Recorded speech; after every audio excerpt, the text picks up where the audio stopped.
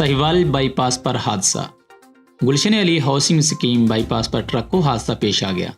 Sahiwal bypass पर हादसात आए रोज रूनमा हो रहे हैं, जिसकी वजह रोड यूजर की खस्ता हाली बताई जा रही है, जबकि ऐनी शाहिदीन का मौक़िफ़ है कि रोड की खस्ता हाली के साथ साथ ओवरलोडिंग भी हादसात का सबब बन रही है।